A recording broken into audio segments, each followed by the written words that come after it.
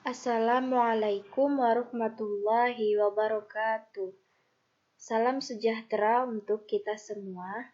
Baiklah, pada kesempatan kali ini kita akan belajar mata pelajaran IPA kelas 7 semester 1, yaitu materinya tentang kalor dan perpindahannya.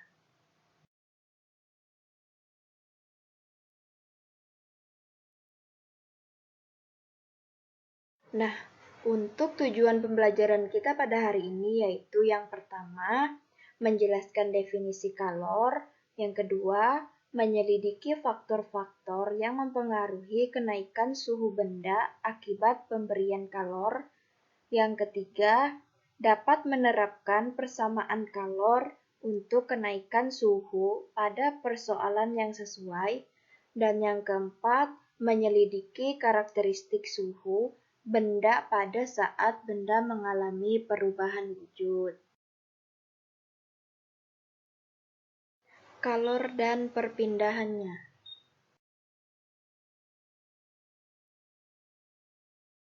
Oke, materi pertama kita yaitu pengertian kalor. Suhu menyatakan tingkat panas benda. Benda memiliki tingkat panas tertentu karena di dalam benda terkandung energi panas. Seperti telah kamu lakukan dalam kegiatan penyelidikan tersebut, bahwa segelas air dan seember air yang bersuhu sama memiliki energi panas yang berbeda. Untuk menaiki suhu 200 gram air, memerlukan energi panas yang lebih besar daripada 100 gram air. Pada suhu yang sama, zat yang masanya lebih besar mempunyai energi panas yang lebih besar pula.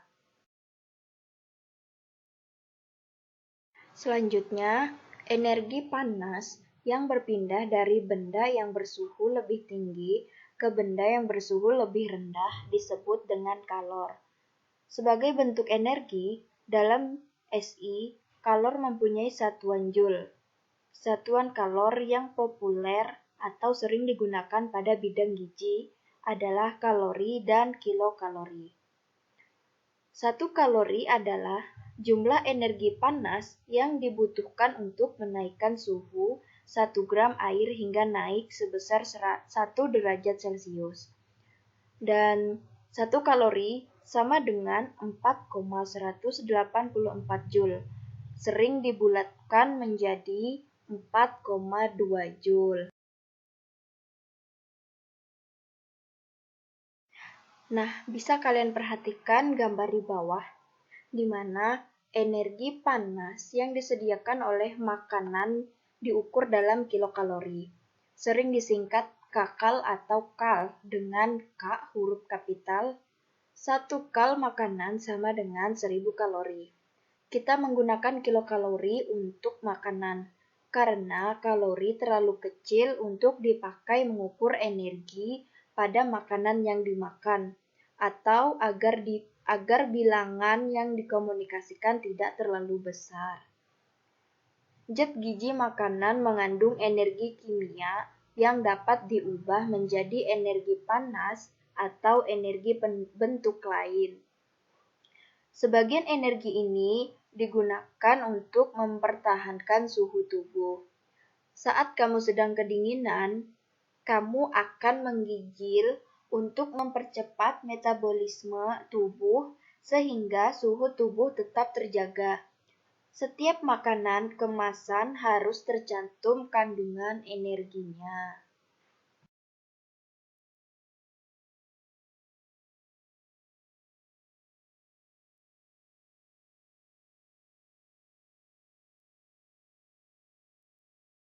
Selanjutnya ada pengaruh kalor terhadap suhu zat. Nah, yang pertama, jika suatu zat menyerap kalor, maka suhunya akan naik. Yang kedua, jika suatu zat melepas kalor, maka suhunya akan turun. Bisa kalian perhatikan gambar di bawah, di mana di situ ada 1 gelas air panas. Jika ditambahkan dengan es batu, maka hasil akhirnya menjadi air hangat.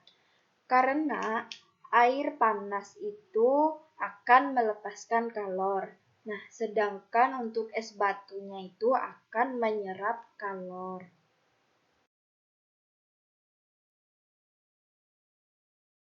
Materi selanjutnya ada kalor dan perubahan suhu benda. Kalor yang diperlukan untuk menaikkan suhu benda hingga suhu tertentu dipengaruhi juga oleh jenis benda. Besaran yang digunakan untuk menunjukkan hal ini adalah kalor jenis. Banyaknya yang diperlukan untuk menaikkan suhu 1 kg zat sebesar 1 derajat Celcius atau 1 K. Sedangkan kapasitas kalor adalah kemampuan suatu zat terhadap kalor untuk menaikkan suhunya menjadi 1 derajat Celcius lebih tinggi. Nah, silahkan kalian perhatikan tabel kalor jenis beberapa zat di bawah ini.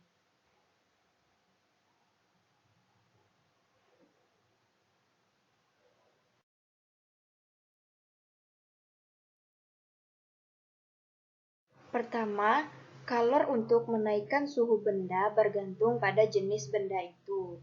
Yang kedua, makin besar kenaikan suhu benda, kalor yang diperlukan makin besar pula. Yang ketiga, makin besar massa benda, kalor yang diperlukan untuk menaikkan suhu makin besar pula.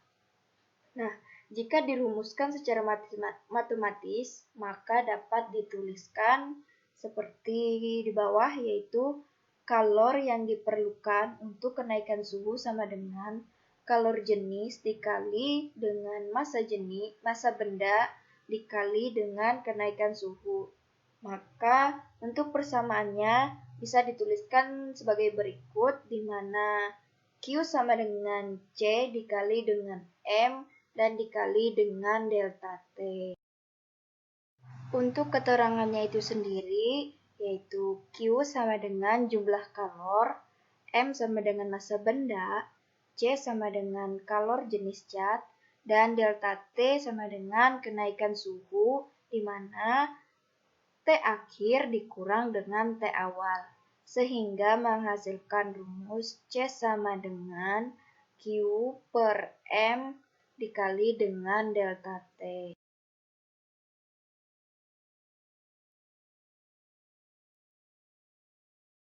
Materi selanjutnya yaitu kalor pada perubahan wujud benda. Terjadinya perubahan wujud sering diamati dalam kehidupan sehari-hari. Contohnya yang sering kamu jumpai yaitu pada air mendidih kelihatan gelembung-gelembung uap air yang menunjukkan adanya perubahan wujud dari air menjadi uap. Untuk mendidihkan air diperlukan kalor. Jadi, untuk mengubah wujud zat cair menjadi gas, maka diperlukan kalor.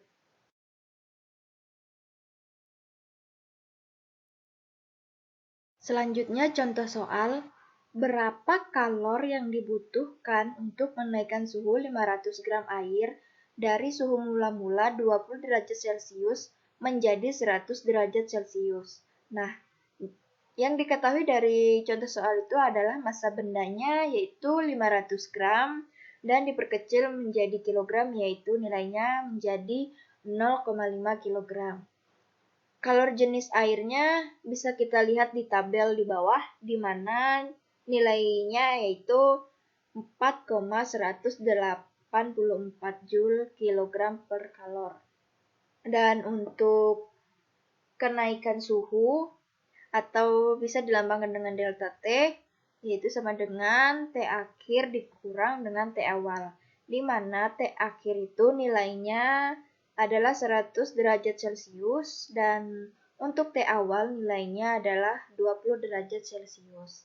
Maka 100 derajat Celcius dikurang dengan 20 derajat Celcius menghasilkan nilai yaitu 80 derajat Celcius atau 80 K.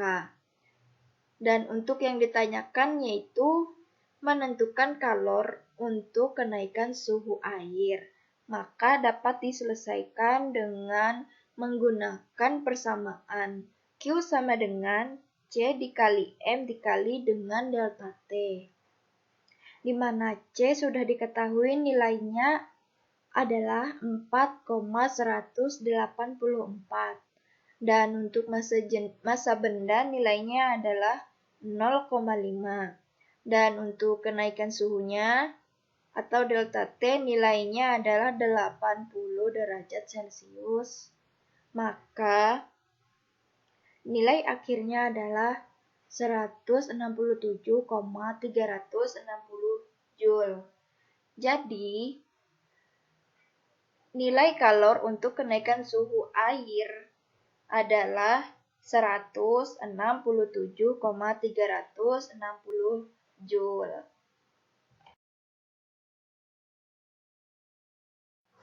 Materi selanjutnya yaitu ada kalor laten. Kalor laten adalah kalor yang dilepas atau diserap pada saat perubahan wujud zat. Satuannya yaitu J per kilogram. Perubahan wujud tidak terjadi perubahan suhu. Nah, bisa kalian perhatikan di mana di situ kalor laten terbagi menjadi dua macam. Yang pertama ada kalor penguapan atau pengembunan dengan rumus Q sama dengan M dikali dengan U. Dan yang kedua untuk kalor lebur atau beku, rumusnya yaitu Q sama dengan M dikali L. Dengan keterangan Q sama dengan kalor yang dibutuhkan atau dilepas untuk berubah wujud. M sama dengan massa zat yang berubah wujud. L sama dengan kalor lebur atau kalor beku.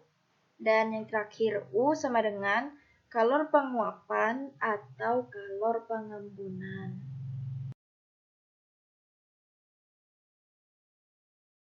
Contoh soal yang kedua yaitu kalor sebanyak 84 kJ ditambahkan pada 500 gram air yang bersuhu 20 derajat Celcius. Berapakah suhu air itu? Jika yang diketahui kalor jenis airnya adalah 4200 Joule per kilogram kalor. Jika yang diketahui dari contoh soal itu adalah kalor yang dibutuhkan atau dilepas untuk berubah wujud adalah dilambangkan dengan Q sama dengan 84 kJ, dan jika diubah menjadi Joule maka nilainya menjadi 84.000 Joule. Yang kedua yaitu massa zat.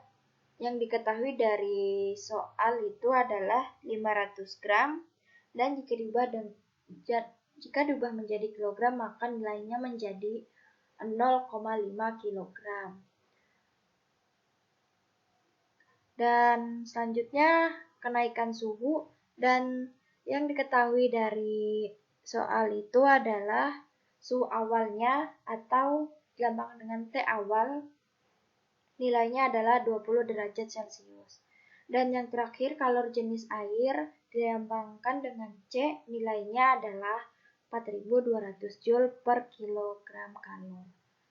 Sedangkan yang ditanyakan dari contoh soal itu adalah suhu akhir atau T akhir.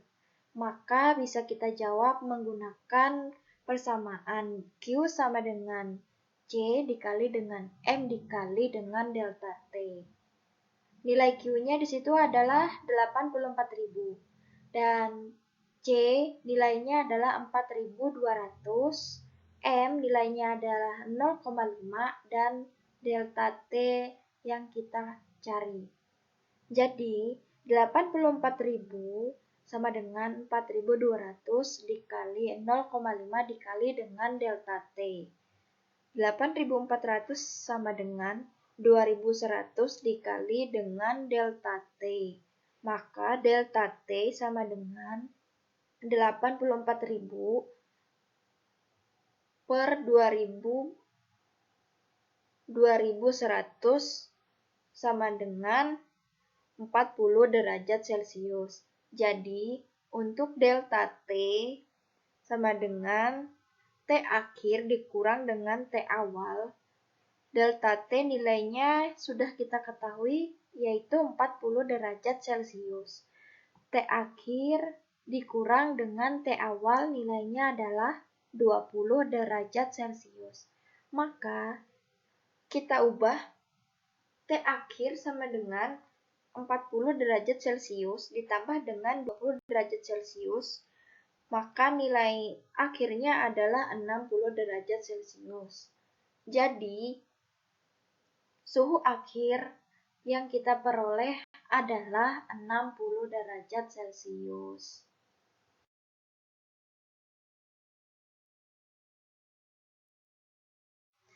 Mengapa kamu berkeringat?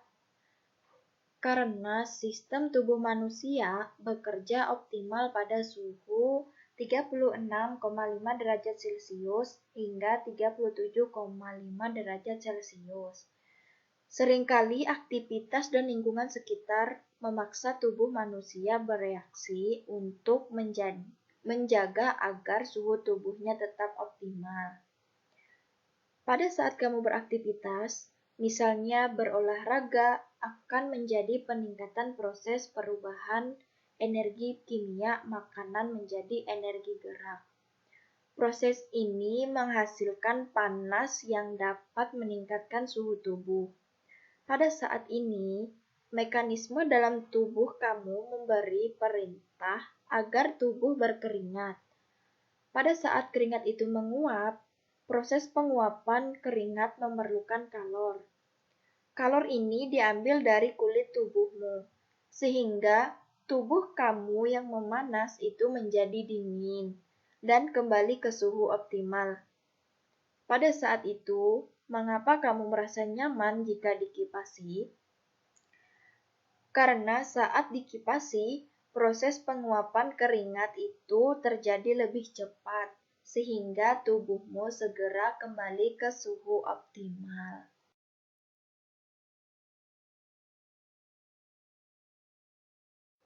Mengapa saat kedinginan kamu cepat merasa lapar? Selanjutnya, contoh soal yang ketiga, pada saat kamu kedinginan, kamu akan menggigil. Dengan menggigil, maka tubuhmu bergerak cepat. Gerak tubuh kamu ini memaksa tubuh melakukan metabolisme, membakar energi kimia makanan menjadi energi gerak. Dan tentu saja menghasilkan energi panas. Dengan cara ini, suhu tubuh tidak turun. Tentu saja ada yang namanya harga yang harus dibayar. Pada saat kedinginan, kamu akan cepat merasa jika kita perkecil, maka nilainya menjadi 3,36 dikali 10 pangkat 5 Joule per kilogram pangkat min 1. Dan yang ditanyakan yaitu kalor yang dibutuhkan atau dilambangkan dengan Q. Maka dapat kita selesaikan menggunakan persamaan Q sama dengan M dikali dengan L, di mana M itu nilainya adalah 5 dan L nilainya adalah 3,36 dikali 10 pangkat 5 Joule per kilogram pangkat min 1. Maka Q-nya menghasilkan nilai 16,8 dikali 10 pangkat 5 Joule. Dan jika kita perkecil lagi, maka nilai akhirnya yaitu 1,68 dikali 10 pangkat 6 per Joule. Jadi, es tersebut memerlukan kalor sebesar 1,68 dikali 10 pangkat 6 agar melebur pada titik leburnya.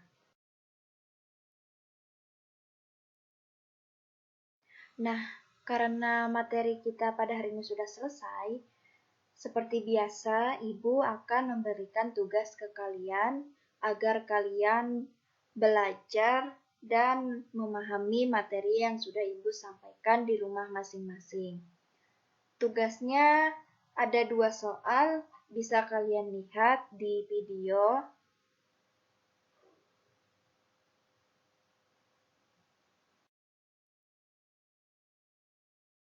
Terima kasih bagi kalian yang sudah menonton video pembelajaran pada hari ini. Semoga video pembelajaran pada hari ini bermanfaat dan mudah dipahami. Apabila ada salah dalam penyampaian dan kekurangan dalam penyampaian Ibu mohon maaf. Wabillahi taufiq wal hidayah. Wassalamualaikum warahmatullahi wabarakatuh.